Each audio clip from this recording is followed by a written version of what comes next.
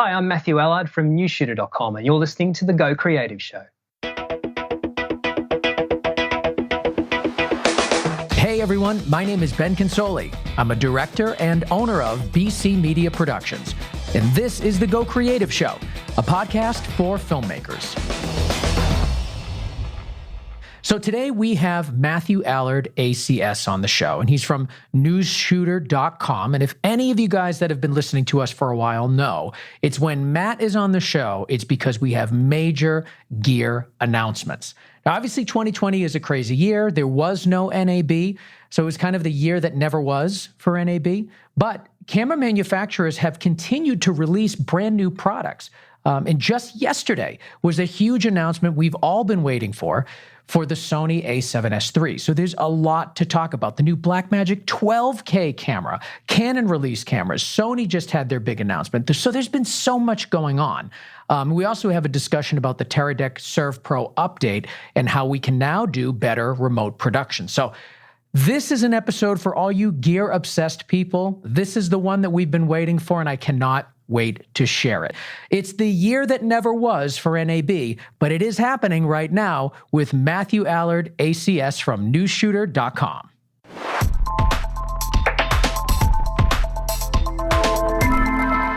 So I'm here with Matt Allard ACS from Newsshooter.com, and we've got a lot to talk about, so we're going to jump right in. Matt, first of all, welcome back to the show. It's been a while. I can't remember the last time I was on. Maybe it was, did we do an IBC episode in 2019? Yeah, I think we did an IBC in 2019 and had plans to do an episode for NAB 2020, but no, that did not happen. It may not be an NAB 2021 at this stage either.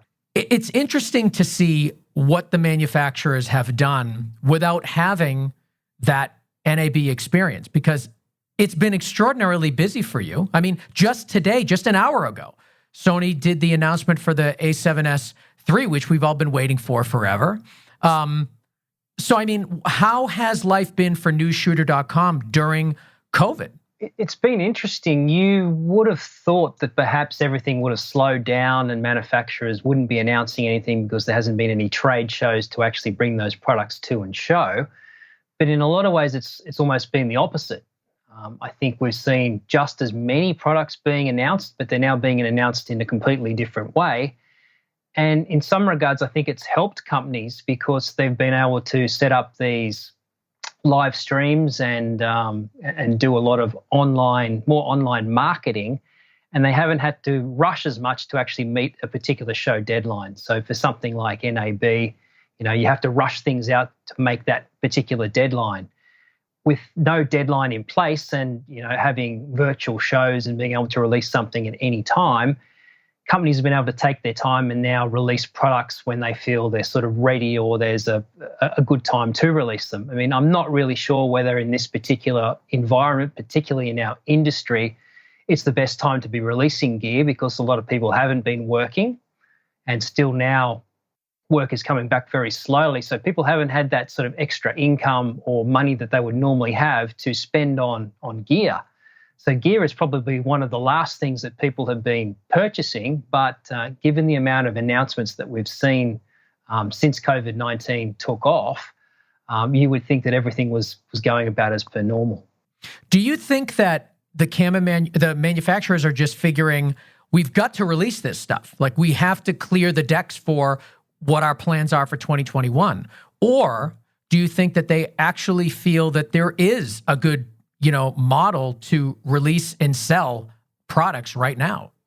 That's a hard one to sort of work out. I mean, I guess companies are working years in advance with planning product releases and product development. And so they reach a stage where they're scheduled to release something and then they've got something else they're already working on for maybe 2 years, 3 years down the track. So yeah, I guess you can't really hold the technology back.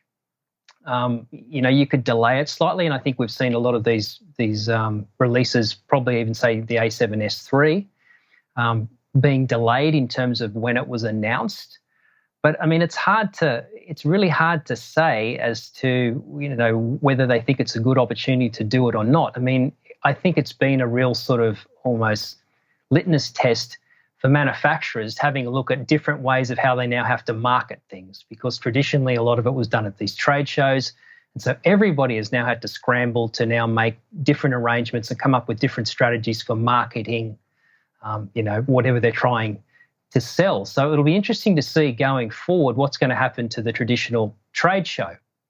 I mean, trade shows cost a lot of money for attendees. People have to go there. But the thing is, most people go to trade shows to meet other people, to catch up with people they haven't seen for a long time and actually have hands-on with the equipment. I mean, there's only so much you can learn and see from watching something online. You really need to actually feel it, see it, talk to someone in person. You don't get that same experience over like a pre-recorded presentation, for instance, where they're just going through the motions and telling you what the features of those actually are. So I think there's still very much a place there for trade shows.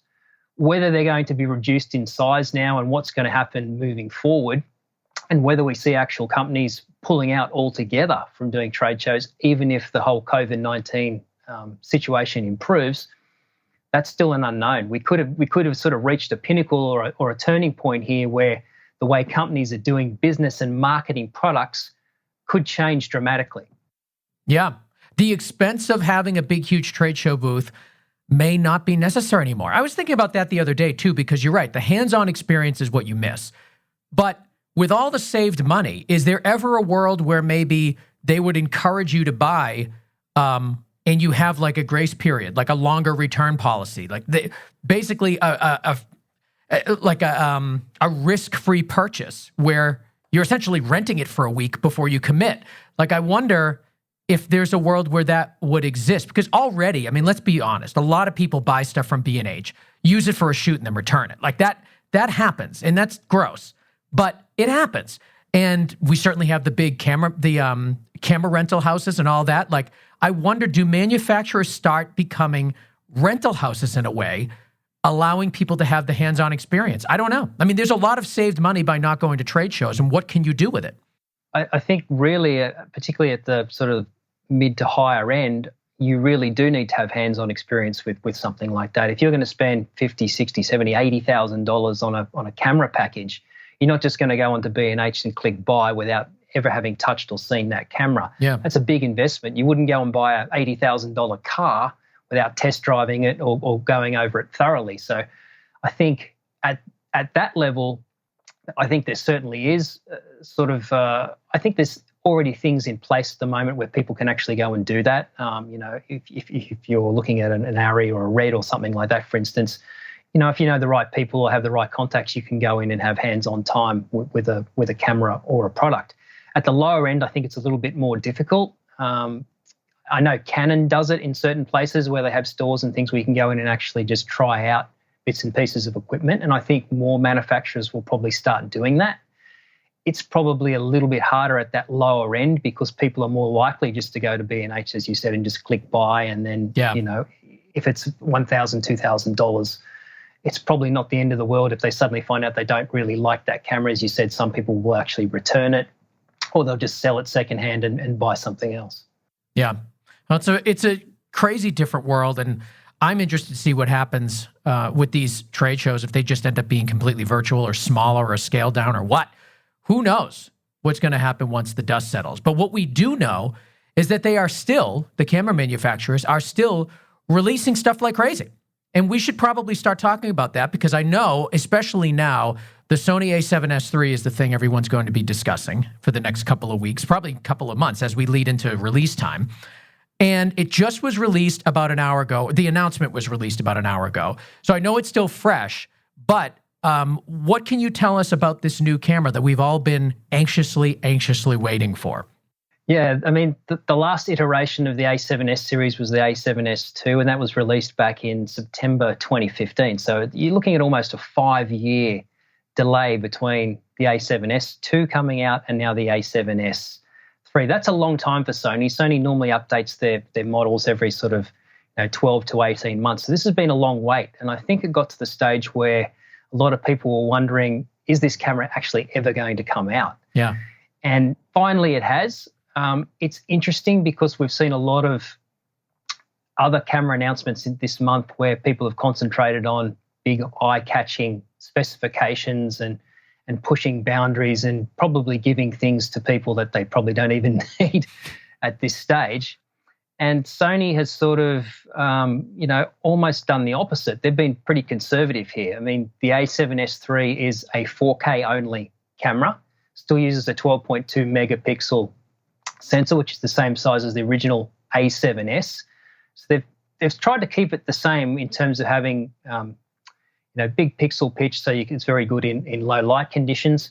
But very interesting to see that it's still sort of, stuck at 4K where everyone else is talking about 6K, 8K, in Blackmagic's case, 12K. But I think what Sony have done here is they sort of haven't delivered a Tesla with a ludicrous mode. I think they've delivered more of a solid, maybe a Toyota Corolla or a Prius, a solid daily driver with features that most people are going to use on a daily basis. And in a lot of ways, that is probably more important to a lot of shooters out there. Everyone was complaining that the Sony mirrorless cameras didn't have the ability to shoot 422 10-bit internally and they were protecting their cinema lineup. Well, that's no longer the case anymore. The A7S III can do 422 10-bit in all modes across the board. So you can do 4K, 10-bit 422 up to 60p. And you can also do 422 10-bit 4K at 120. Does the 422 10-bit internal only apply when you're using those new media cards, which are, I'm scrolling down on your website here, newsshooter.com, the CF Express. Type A. Does it only work if you're using those cards, or can it still work on the SD?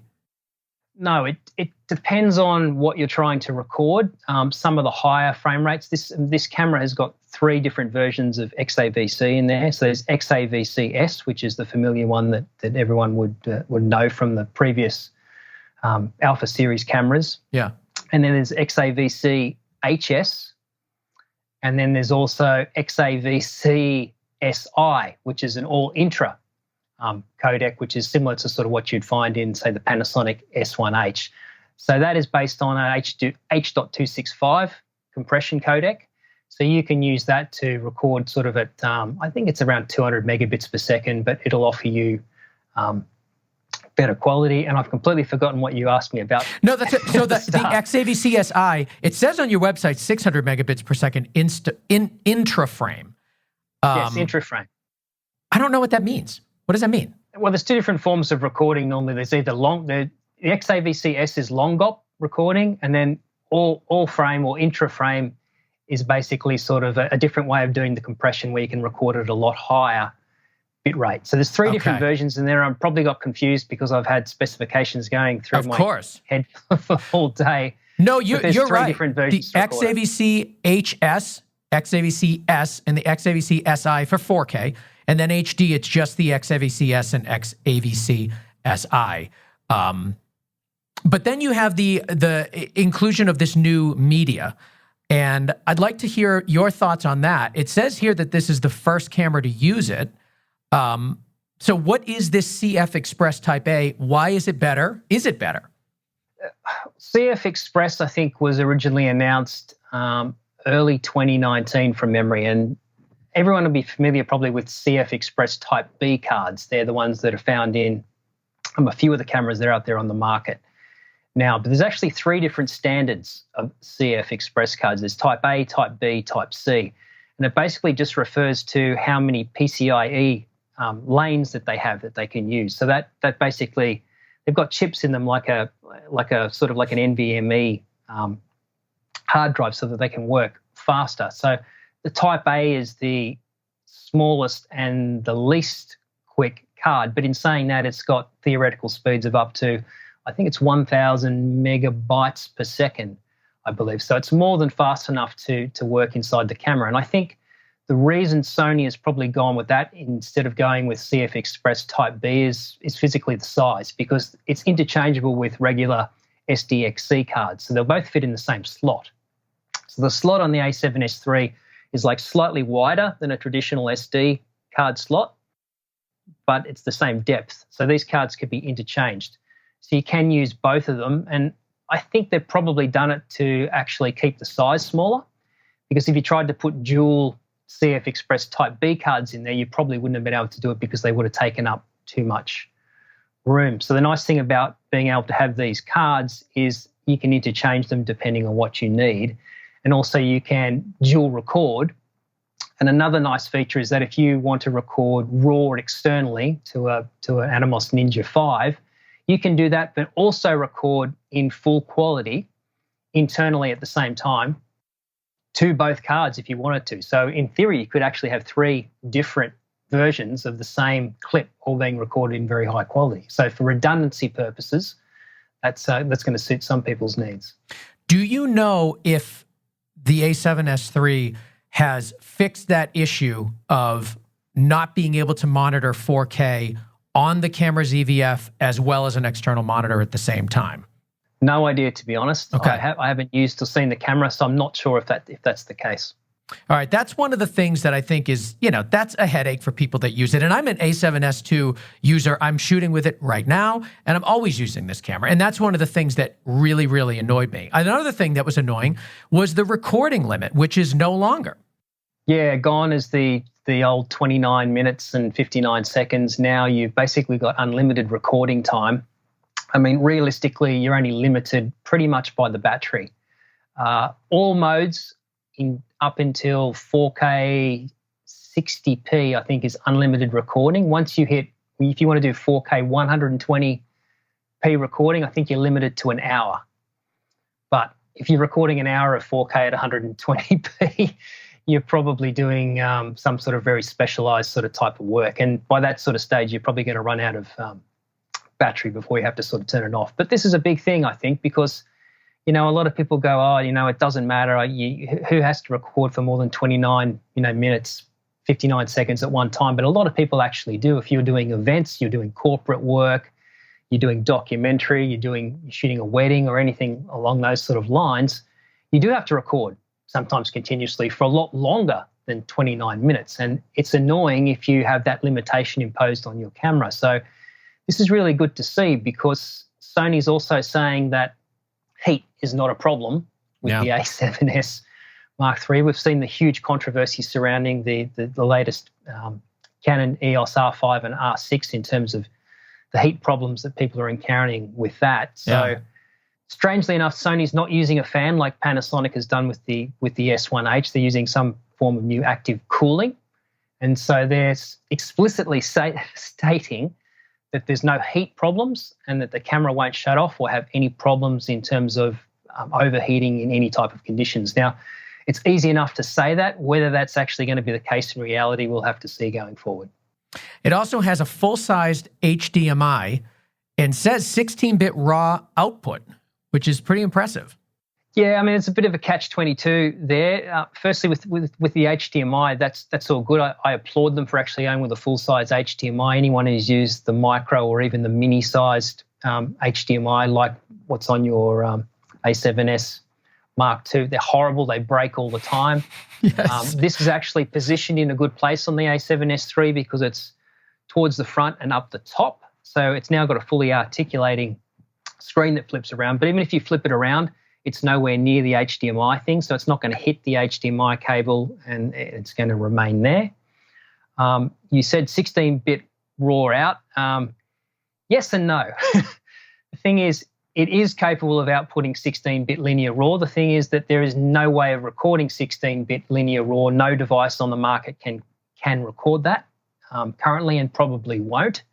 So what has to happen is you have to use an Atomos Ninja 5, and what will happen is that 16-bit linear RAW will be converted into a 12-bit log signal that can then be recorded as ProRes RAW. So, I mean, it's fine to say it can output 16-bit linear RAW, but if there's nothing that can record 16-bit linear RAW, it's not really going to make any difference. It's just a marketing sort of, spec. Yeah. So the Atomos Ninja 5 is supposed to be getting a firmware update in September. Do you know if that firmware update is also going to apply to the Shogun 7? I would imagine so. I believe that the Shogun 7 and the Ninja 5 are both capable of recording ProRes RAW from quite a few of the other cameras, including the S1H and the Nikon Z6.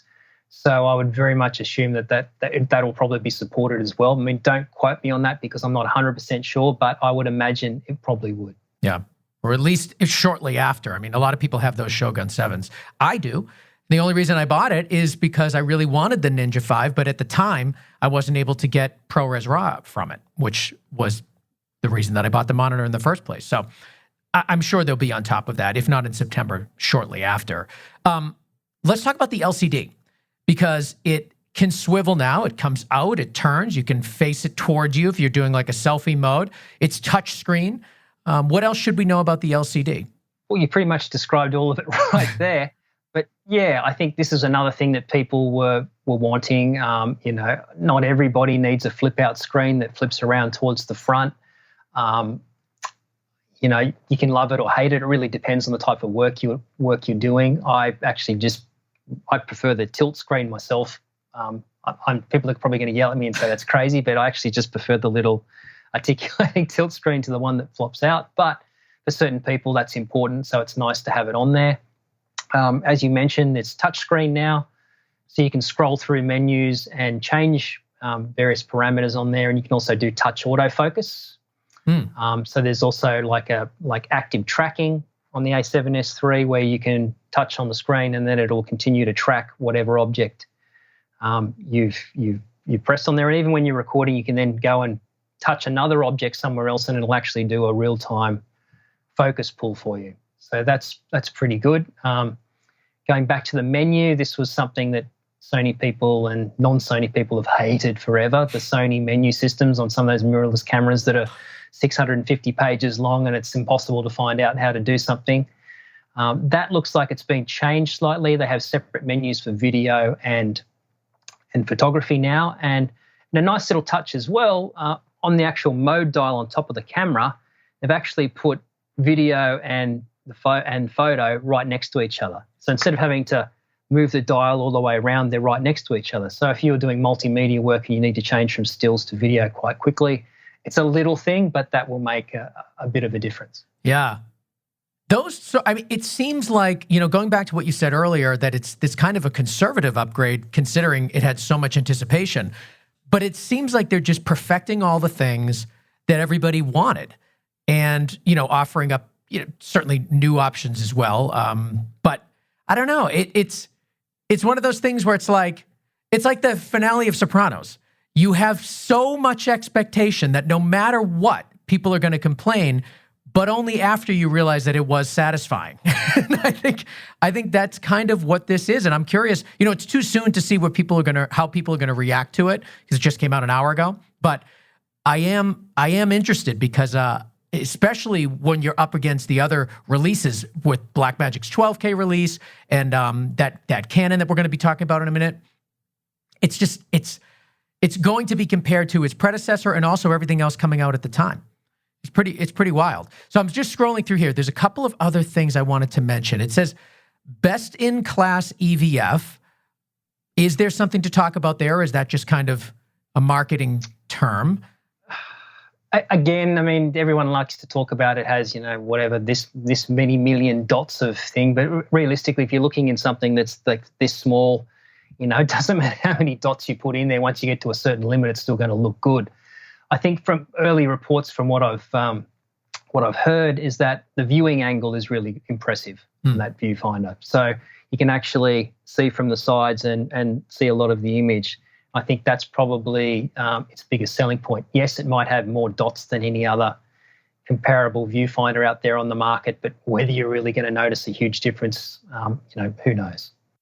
And then audio. This is kind of interesting. You can 4-channel recording internal when you're using that adapter. Is that a new one or is that the existing one? Because I have that. Yeah, that's the existing okay. one that you can already buy. So it's just, I think they actually changed the parameters on some of the cameras. I know with the Sony FX9, they changed it so there was a firmware update. So because it's using the MI hot shoe, they communicate with each other. So you can actually take the signals out there, and there's an ability to be able to record 4 channels. I think the catch is you have to be using one of Sony's dual radio mic receivers, the UWP series, I think it is. There's one that's a dual receiver. So you can plug that in and plug 2 other channels in, and then I think you have to plug in like a 3.5mm jack or something as well. I think that's the way you do the 4 channels or something along those lines. Okay. It's not as straightforward as it sounds with people saying. Just a moment. Oh. With people saying just a moment.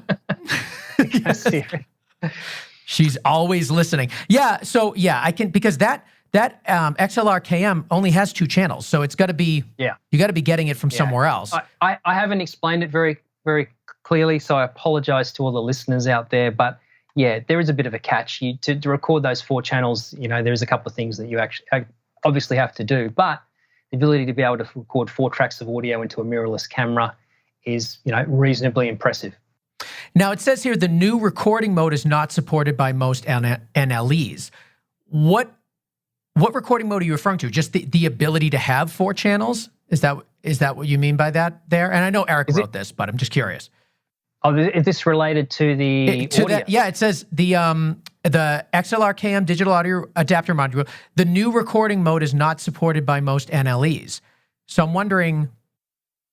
Okay, that's interesting. I absolutely know absolutely nothing about that. Okay. But I presume maybe because of the way it's doing it, that it's not supported yet. But I guess that's going to come fairly quickly. I'm not sure why it wouldn't be supported. It doesn't sort of make a lot of sense to me because it's just audio and it's not really being recorded in a different sort of way. Maybe it's the way it has to interpret whatever's being embedded within that file, and maybe the NLEs can't do that. Maybe that's the reason why. It could be. I mean, that sounds reasonable. And this is supposed to be coming out in September, and that's usually like Final Cut update time. So who knows? There could be an update with that. I mean, Final Cut was the first to support ProRes RAW, and Sony was all over ProRes RAW. So there might be some,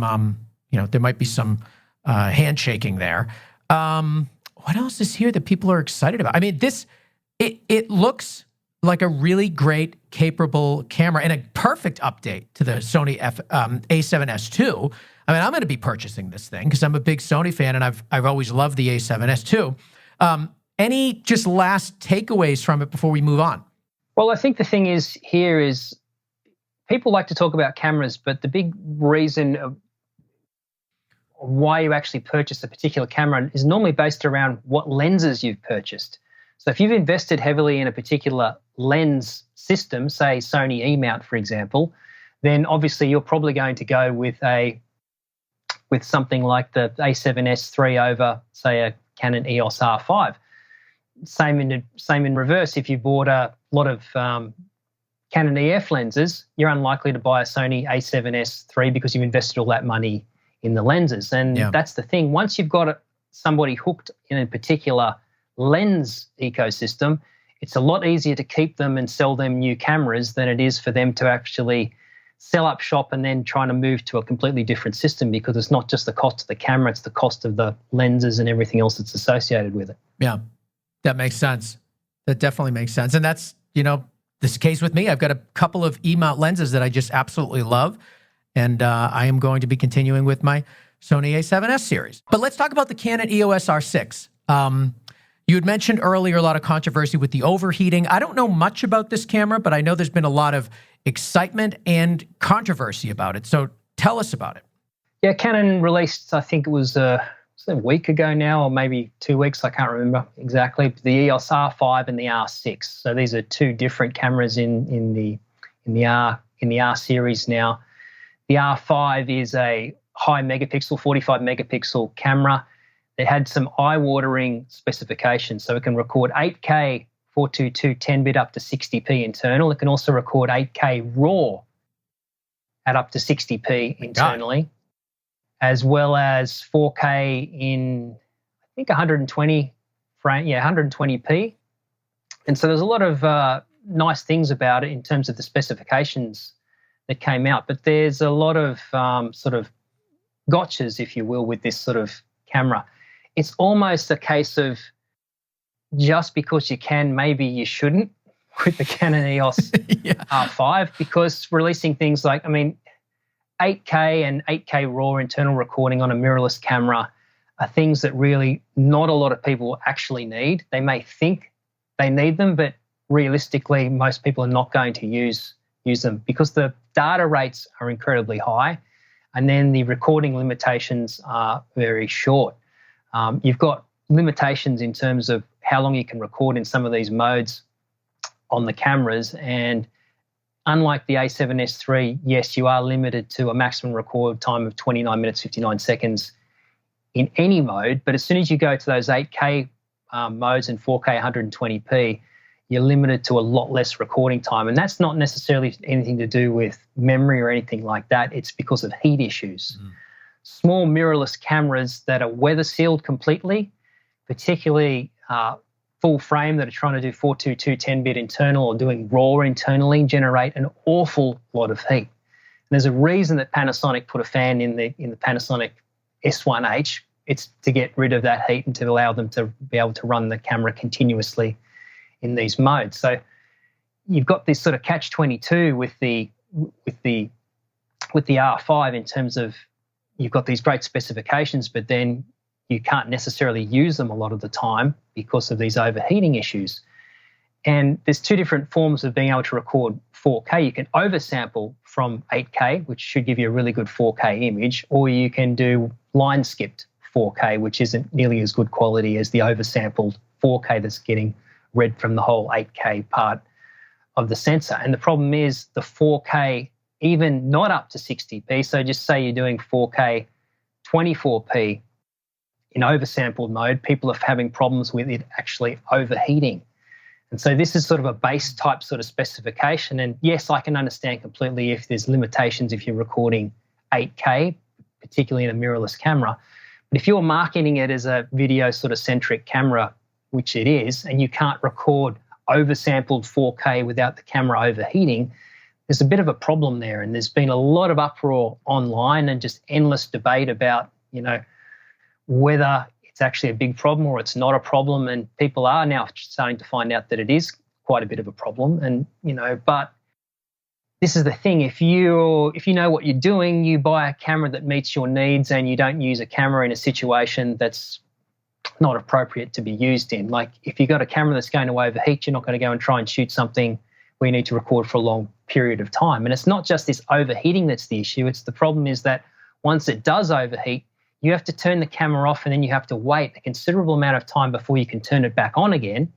And then if you go to record again in any of these modes that are affected, then that time gets reduced even further. So if you're using it in certain circumstances, say for instance, if you took it out on one of your corporate shoots, Ben, and then you're shooting something and then the camera overheats, you can't turn around and tell the client, oh, sorry, we have to wait 20 minutes before I can fire the camera back up to shoot. So it's a nightmare. You need to be aware of it. Yes, you can shoot in some of the other modes and you're probably not going to get any overheating problems, but depending on what you're doing, that's going to be a potential big issue. Yeah, it's curious to me why do that? Why give somebody something that just really doesn't work that well? I don't know. It's a strange strategy. Is it kind of just like, hey, we can do it, and this is the first camera we're going to do it on, and just kind of see what happens? Are they presenting it as an offering that clearly isn't going to be used for sustained periods, or what is the point? Well, I think a lot of it has to do with marketing, obviously, because specifications drive camera sales. And if you can say, oh, we're the first person to be able to do 8K in a mirrorless camera and we can record 8K RAW and we can do this and we can do that, it garners a lot of interest and people are going to press that purchase button when they go to buy, when they're looking at the camera. Is it more of a sort of a proof of concept thing? Maybe. It is strange because nobody wants to use any professional tool that has any type of limitation, on there. I mean, to be fair to Canon, that it's a remarkably good camera considering what they've packed in there and the price and what they've been able to do. But again, you have to question as to whether have they pushed the envelope too far, and should have they been a little bit more conservative and basically sort of marketed the camera more as, here's a 4K camera, and here's these other modes that you can use. They're almost like playing a video game and they're like a bonus level that you sort of get. But the trouble is they've pushed the whole 8K angle really hard, and I think they've almost created unfair expectations for what the camera's actually sort of capable of. I mean, I look at that camera and I tell people it's a 4K camera that can do 8K. It's not an 8K camera that can do 4K. Yeah, that makes sense, and that's a good way to think about it. Now, it came out alongside the R5. So we have the R5. R6. I'm sorry, the R6. We've been talking about the R5. The R6 is another option, kind of the baby brother to the R5. What are the differences? Well, this is sort of, it's got some of the same features in terms of autofocus performance and in-body image stabilization, things along those lines. It is limited, though. It does no RAW capabilities. It can only do UHD and HD. Still low up to 422 10-bit internally in all of those modes. And I think HD up to, I think it does HD at 120 or 240. I can't remember. It's one of those two. I mean, it's virtually sort of a bit of a dumbed-down version of the R5. In a lot of ways, it's probably going to suit a lot of people's needs. The only issue there is this, yes, people have also been having some issues with heat limitations with that particular camera, which is also, quite a worry. The other thing too is that camera only shoots the 422 10-bit in a lower bitrate codec. So the R5 can shoot in a higher quality codec. The R6 from memory is limited to an IPB codec, which is a lot lower bitrate. So that's basically sort of the differences there, where it's a lower priced version of a camera that's probably going to suit a lot more people's needs. Lower megapixel too. I think it's 20 or 22 megapixels as opposed to the 45 of the R5. Any other features that you want that are worth bringing up about the R6 or the R5? You were right. It is in the R6 full HD up to 120p. So you're right about that. I don't know how you remember all this stuff. And now, because you're on video, you don't have the luxury of searching for things as we're talking. Like we both used to have. I can't click and have a look back. I'm trying to go from memory, yeah. Oh, man. The video, the Go Creative Show now being a video has certainly gotten in the way of me being able to search for things as I'm talking. So I have to actually be more educated as I speak instead of just looking for things and saying things along the way. Yeah, I have a feeling my mistake ratio is probably on a incline. Mine as well. Well, I've been checking as you go, and you are spot on in pretty much anything here that you've been talking about. But any other last things about these two Canon cameras? Because I do want to move on to the Blackmagic Ursa Mini Pro, but just before that, just to round out Canon, anything on there that's new and interesting? Well, I think people shouldn't get too carried away, and I know there's all the controversy here surrounding the heat issues with both of these cameras, but the Canon really pushed the envelope with both of these cameras in terms of features and functionality. I mean, there's a lot of world firsts in there, so they have to be applauded for that. They're late to the mirrorless game. Sony's had a big lead on them for a long time, so they've had to come out punching. So they've thrown a lot at these cameras. Yeah. I think they'll still sell very well. They just need some tinkering, and I think basically they were maybe marketed incorrectly. I think if they had been a bit more careful with the language they used in the way that they marketed the cameras, then I think people's expectations may have been probably a little bit lower, and we wouldn't see so much backlash. Let's talk about the Blackmagic Design Ursa Mini Pro 12K camera. This is a pretty wild spec here. And, Blackmagic does this. They put things out, big numbers, but they seem to be able to deliver on everything they've been doing lately. It's pretty impressive. I have no information about this camera. I don't know how much you know about it. And I know it's only a week old, the announcement. Tell us about this camera. What should we know? This came out of nowhere, and I think it surprised a lot of people. I think when Blackmagic said they were going to have a camera announcement, people probably just assumed it was going to be a pocket cinema camera, full frame version of the 6K. Yeah. And Blackmagic is very, very good at keeping things in-house, and there's no leaks and information doesn't get out because nobody knew about this camera whatsoever. When they suddenly started, Grant Petty was doing the presentation, and then he started doing resolution squares, and then he kept going out, and he's going, you reach 8K, and you're like, what's going on here? And it went to 12K, and I think everyone was sort of a little bit shocked. So you have to give credit to Blackmagic because they are continually innovating, whether you like them or not. They have pushed the envelope even more so than Canon has done. They've been an industry disruptor which is good because it's brought prices down and encouraged other companies to do more outlandish things, maybe even why Canon went big time with the R5. So 12K, does anybody need 12K at the moment? Absolutely not. You can't watch it anywhere. Most people don't need 8K. A lot of people don't even need 4K. So what they've done is they've basically taken the Ursa Mini Pro G2, and it's virtually the exact same body. If you looked at them side by side, you wouldn't be able to tell the difference. And they've changed a lot of the stuff underneath the hood. And the biggest difference, and I think this is where people shouldn't get carried away and they shouldn't be looking at the 12K, the big news for this camera is the new sensor. So Blackmagic are now designing their own sensors. So this is huge news because previously they were outsourcing and getting their sensors from various places. But this is a sensor that's been developed in-house, and it's been developed very much with Blackmagic RAW in mind. So the two go hand in hand. So they're building up an entire ecosystem, Blackmagic here, which is also very clever. So you've got everything going from capture to recording to post to delivery. They can do everything now because of the whole infrastructure that they have in place there. Yeah. So they've been able to build all of this in so things work seamlessly together. So most cameras these days use a traditional Bayer pattern CMOS sensor. And what Blackmagic have done is they've gone with an RGB CMOS sensor. Now, you may remember RGB back from CCD cameras in the past. And the biggest difference is with a Bayer pattern sensor is that for every red and blue pixel you have two corresponding green pixels. With an RGB sensor, you have equal amounts of red, green, and blue. So in theory, the color reproduction should be better with an RGB sensor. Now, the reason everybody went to Bayer pattern CMOS sensors originally is that they're a lot cheaper to produce than RGB sensors, and they're a lot better in terms of low light performance. They're a lot better at gathering light. The trouble with the RGB sensors and what Blackmagic has had to do in here is they've had to incorporate a whole bunch of what they call W pixels.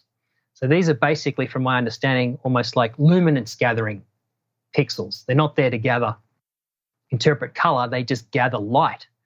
So the way they've had to do it is they've had to design a sensor in a certain way so they can bring it up so that it at least has the same sort of dynamic range as, say, a normal Ursa Mini Pro, and also a reasonable amount of, can do well in low light sort of conditions. Because if you didn't do that, you just went with a regular RGB sensor, you'd probably be very limited in terms of what your base ISO would be and how you could actually use it in low light. Yeah. I mean, cameras back in the past that used to use RGB were cameras like the Sony F35, which used an RGB single CCD stripe sensor, which works in a sort of completely different way, but the same type of, fundamentally what Blackmagic is doing, it's a similar sort of concept there. So the F35 is very good color reproduction, but it was not very good in low light, and the base ISO of that camera is something like 320.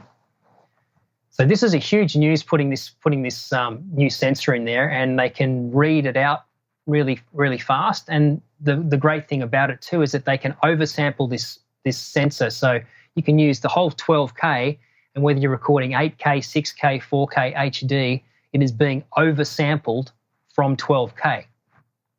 So theoretically, you should get a really good image in there.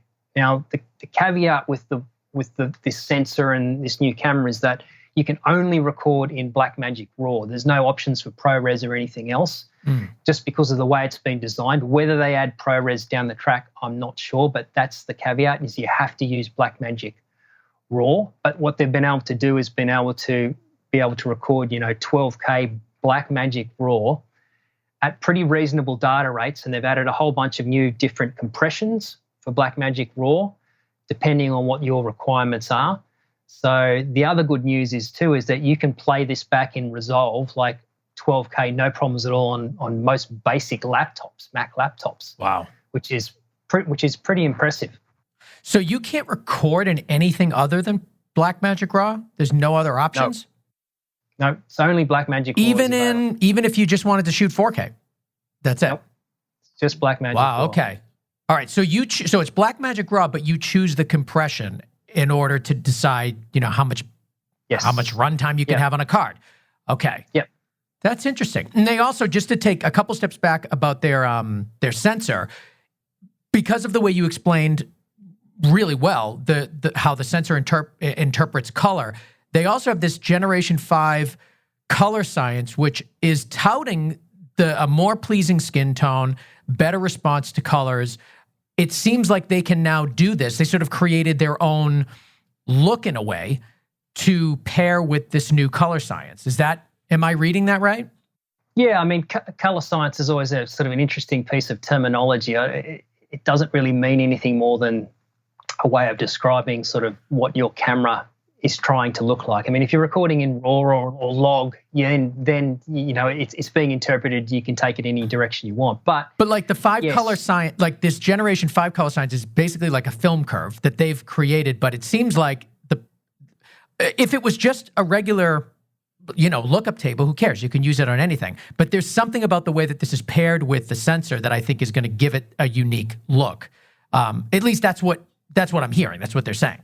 Yeah, that's how most cameras are developed anyway, is that it's a whole process of how it works in terms of, it's not just the sensor, but it's the image processing and then the pipeline out through the back, and then how that gets interpreted and what you do with it once it reaches your editing NLE of choice. Sure. Of course, it is Blackmagic Raw, so you're going to be limited to being able to use this in Resolve and also through plugins in Adobe, et cetera, et cetera. Obviously, you can't use this in Final Cut Pro because there's no support, but that doesn't mean you couldn't still shoot with this camera if you were an FCPX user, take it into DaVinci Resolve, convert it into a high flavor of ProRes and export it out, and then start your editing process. Yeah. I mean, I'm just looking at this right now. 14 stops dynamic range, a native 800 ISO. You've got 60 frames per second in 12K, 110 in 8K, and 220 in 4K. Like these specs are crazy, but it's not a little teeny mirrorless camera, so it can actually do these things without the overheating issues. And it definitely, this is a camera for. It seems like they're really trying to break into the film market even more now and have, like you said, an ecosystem that you can stay in the entire time. It's really interesting what they have been doing over the past few years. It really is. Yeah, and I think the reason they've been able to keep the cost relatively low, being able to offer this camera at under $10,000, is because they've kept the existing body that they already had. It's still using CFast 2.0 cards, which is also pretty impressive that you can record 12K RAW on a CFast 2.0 card. But also they've come up with these other clever solutions. So they've got a new SSD dock on the back, so you can use either SSDs or new NVMe SSDs and throw one of those in a unit in the back on there and record straight from the camera. Or you can just attach a basic, say a Samsung T5 through a USB-C cable to the back and record straight to that as well. So there's a lot of thought that's gone into this camera, and I think probably the sensor would have cost them an awful lot of money. And I think with that camera, by recycling an older body and not having to change things up, a lot of that additional cost that you're paying has gone into the sensor development, because developing your own sensor from scratch takes a long time and it costs a lot of money. Now, there are a couple of downloadable 12K clips on your website, newsshooter.com, if you go and look at the story on the Ursa Mini 12K camera. And we'll put links to all of this stuff in the show notes. But you can test it out for yourself, download it, see how it works in Resolve. It's kind of cool to be able to play around with that. Now, of course, everything we talk about today is in the show notes, so you guys can check it out. I only have a couple of minutes left, but I want to mention the Teradek firmware update for the Serv Pro, because I think that remote production is becoming a standard. I think even after COVID, we're going to be able to, there's going to be an expectation that we send our monitor feeds out to clients so that they don't have to show up on set.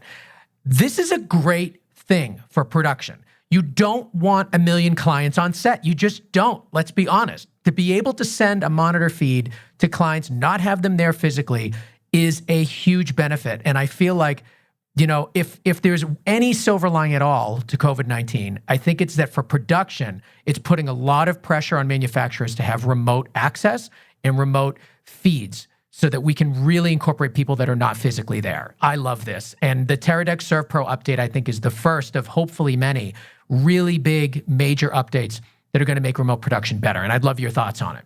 Yeah, I remember you sending me an email asking, hey, do you know of any solutions I need to do basically what this now does? I've been trying to do this for years. And then literally, I think within a couple of weeks, this sort of popped up. Yeah, I've owned a Serv Pro for a long time, and it's a great device, but there's a lot of cheaper options that have now come to market. I mean, the Serv Pro's been out for, 3 or 4 years, probably at least. Yeah. And you've got a lot of cheaper options that have come to market in terms of a lot of them only being HDMI only, though, and with a lot worse delay probably. And the viewer app on the Serv Pro, what you can use with the Serv Pro, is phenomenally good. Yeah, the amount of tools and stuff that are in there. Just to quickly bring people up to speed, the Serv Pro allows you to send out a feed and have up to 10 iOS devices seeing the feed, and the delay is very, very minimal. It's really, really great. So I've been using it for a while, and I absolutely love it. But it's always been on set. It had to actually, your iOS devices had to tap into an internet that was provided by the Serv Pro itself. And that is what we're talking about has changed. That's probably a good idea to explain that. People probably have no idea what we were talking about. So yeah, as you said, the firmware update came out. So now this is available to use through Teradek's Cube cloud service. So basically you can create an account, and I think if you're only doing very minimal stuff, I think you can actually create a free account. And then there's a couple of different options depending on how often you want to use it. So basically what you can do, as you said, is that you can then hook this straight in either via Ethernet or hook it in. I don't know if you can do it through a Wi-Fi connection. I'm not sure. But you can hook it into a main server, and then you can basically send this, and then all they have to do is download the viewer app. And I think that's now available on desktop as well. It is. Yep. I believe. So that someone sitting remotely in, say, if you're in Boston and you've got a client who's in Denver or whatever, they can sit there and they can log in through the service, and all they need is the free viewer app, and they can see exactly what you're doing in real time through your feed. And then they can also bring up all the viewer features on there in terms of being able to see time code generated there, metadata, all sorts of stuff. So they could literally sit there remotely and be logging footage or looking at it in real time, taking notes based on time code, whatever else is going up there, clip name, all that metadata gets put through onto the app. So for productions where you're at a certain level and you've got clients in different cities, it's a really good feature to have. And as you said, I think we're going to see a lot more of this being needed as we move forward, because COVID-19 is not going away anytime soon. Yeah. Now, the way I was using the Serv Pro up until now is basically just I would have the Serv Pro send a feed to all the iOS devices, and I was on one of the iOS devices, I was sending that up to Zoom, doing a screen share. So it worked, but it wasn't great. And this is going to be the solution that makes it really, really good. So the firmware is free. The update to the firmware is free. But like Matt said, you are going to need to invest in this account with Core. And there is a basic account, but I mean, you're just gonna burn that out quick. And I think it's Core. I think I said Cube. So there you go. I'm on my mistake. My mistake level has gone up again. It's Core, and it's all there. We'll put the link to it in the show notes so you guys can get the updated information. I don't know, and you didn't either, and we'll have to figure it out at some point, if this is done wirelessly or do you have to plug into the Ethernet. So that's something we'll need to learn, and you guys, I'm sure, will figure it out as you're looking around. I apologize, we're not armed with that information right now. But everything else is there, and you can check it out, and I do think that this is hopefully going to be the beginning of manufacturers making great remote options. So, of course, yes, there were other things, the Zoom H8, the spider web, the spider audio device that everyone was talking about, but we are running out of time. Is there any last minute thing you wanted to mention about, our world today and the products that we're all kind of excited about, even though we've been quarantined? I think it's just, it's going to take a while before I don't know whether things will ever get back to normal anytime soon. So I think it's up to everybody to try and adapt and to move forward, because things still need to be created, content still needs to be made. It just has to be done in a different way. And I think that's going to change maybe how things are done and what sort of equipment we're using. I think you're probably going to see moving forward smaller crew sizes on a lot of productions because of obviously the concerns of social distancing.